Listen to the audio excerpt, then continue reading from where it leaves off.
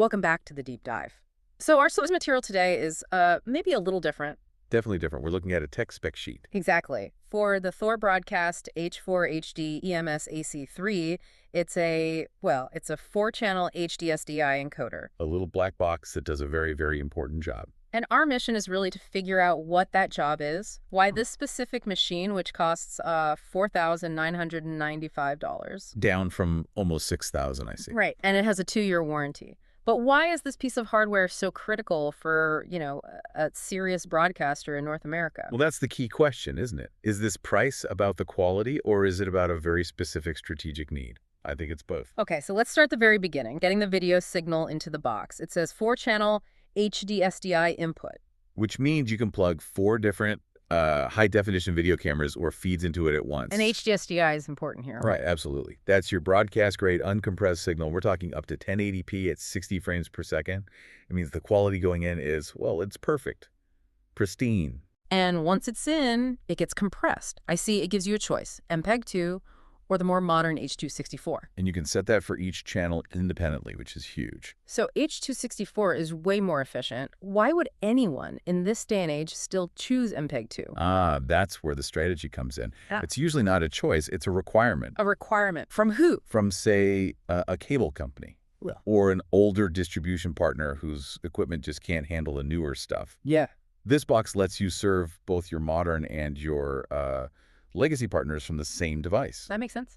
That flexibility extends to the bitrate, too, from 0.5 megabit up to 19. And you can pick between CBR and VBR. And that's where you can really save some money. Think of CBR, constant bitrate, like having a giant pipe open all the time. Yeah. You pay for the full capacity even if there's nothing going through it. Okay.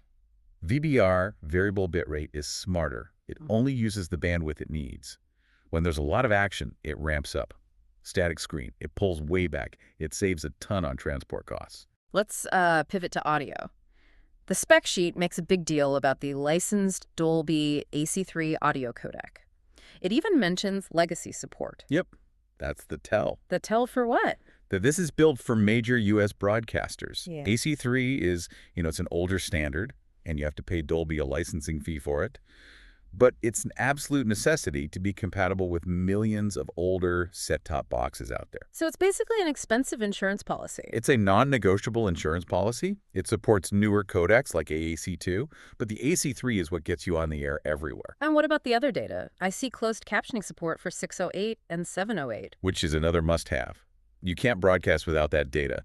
The box also handles all the PID tables and program information. PID tables. Think of it like a mailing address for your stream. It tells the TV at the other end, "Hi, I'm Channel 4, this is my name, this is my audio."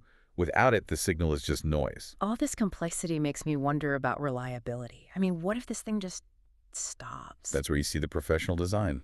The dual hot standby power supplies. So 2 power cords. 2 complete independent power supplies. If one fails, the other one takes over instantly. The system doesn't even blink. In broadcasting, a minute of dead air can cost thousands in lost ad revenue or penalties. This prevents that. Okay, so the signal is stable. Now, how does it get out? I see 2 paths. Mirrored ASI outputs and then IP. Right. ASI is the traditional way. It's a copper cable that plugs into other broadcast gear, like a modulator for a cable system. And the IP output. It's for modern networks. And it's really flexible. You get an MPTS stream, which is like the whole bundle of 4 channels together. Okay. But you also get 4 individual SPTS or single program streams. So you can send just one channel to one destination and another somewhere else, all over a standard computer network. So to sum it up for you, the learner, what we have here is this high-density tool. It takes in 4 high-quality feeds, keeps them running with incredible reliability, and then gives you maximum flexibility to send them out into any kind of network, old or new. Exactly. And that brings up a final thought. The spec sheet mentions a bigger brother to this unit, an 8-channel version, the HHHD-EMS, for about $7,000. So about $2,000 more than this one. No, you'd need 2 of these to get 8 channels. So it's actually about $3,000 cheaper to buy the one big box. Ah, I see. So here's the question for you to mull over.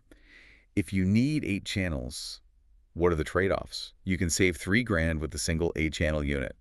Or you can spend more for 2 4-channel units. It's not just about the upfront cost, is it? Not at all. Think about it in terms of system redundancy, failure points, overall complexity. Which setup gives you more peace of mind when your entire business relies on that signal staying on the air? Something to think about. Until next time, keep digging.